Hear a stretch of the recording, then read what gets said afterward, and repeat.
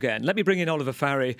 What's your takeaway from that? Well, there was definitely, for all of Emmanuel Macron's talk about like a financial shock is needed in order to combat climate change, he's very much keeping the same players on board.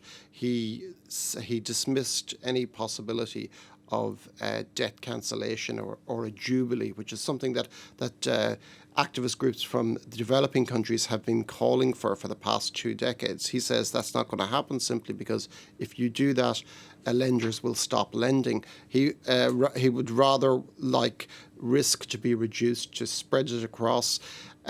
He's probably, being from the world of international finance himself, he is probably somebody who is probably more sympathetic and possibly more optimistic with the whole the willingness of hedge funds and various other financial institutions to go along with all this. It may not be the case after all. He also wants to more or less get the more consuming, the more emitting nations, which are the wealthy ones, to pull their weight, particularly with taxes on financial transactions and also on air travel. And he didn't mention there, but it has been touted for this particular summit on shipping as well.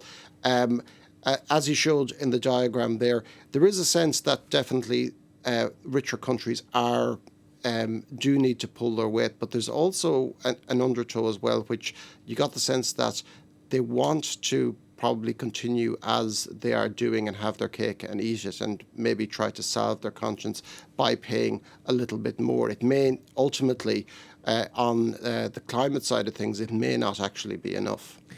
Interesting. Thomas Friang, there was, from Open Diplomacy think tank, quite combative at times. Emmanuel Macron centering France to say that we are pulling along the rest of the planet, he said, in environmental push. He talked about decarbonisation, but he was asked about, well, hang on a minute, let's cancel the debt for poorer countries. And he said, no, we have to talk about restructuring the debt because ultimately the creditors will lose out if they're cancelling this altogether. What did you make of that?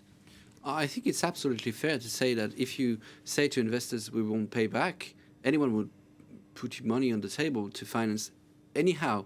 And that's the way I would insist on 3 main takeaways I had from President Macron's speech, an interview he gave. This issue is exactly the same for southern or western or northern countries. We are exactly on the same page on financial issues, and we are facing the same tough challenges. Except let me bring in the fact that one point made by some of the developing countries is that if they go to a big institution like the World Bank, say they want a big loan, the Netherlands will get a far better terms of payback than a Ghana, for example. At this stage, that's true, but this is exactly what it is about to say.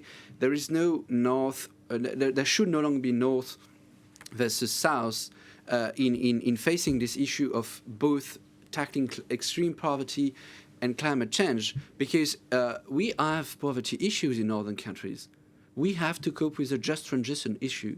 We also have to put money on the table to invest our decarbonization. And when we talk about this, it's the same issues as in South.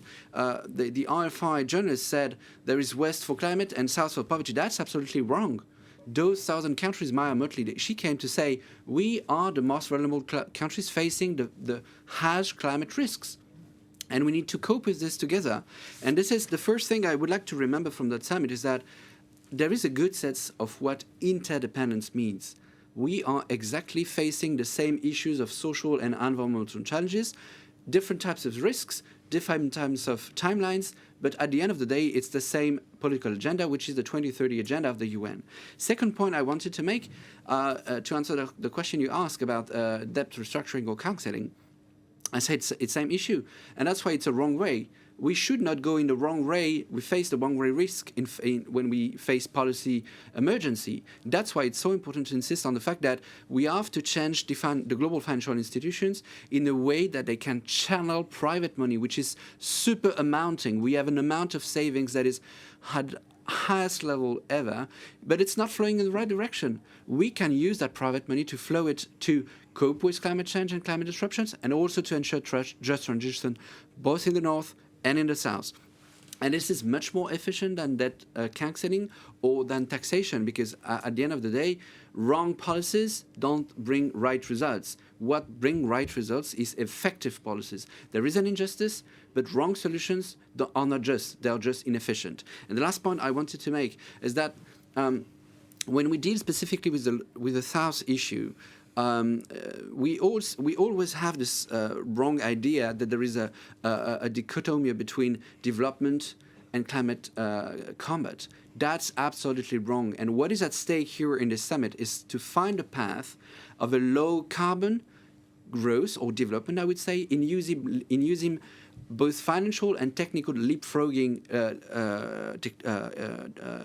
intuitions and innovations, meaning putting money and technology in ways you develop yourself without the whole carbon trajectory that the northern countries had. This is possible. This is what we're doing with Senegal, with South Africa, and other countries. And this is exactly the way forward in ensuring both development and respect for the environment.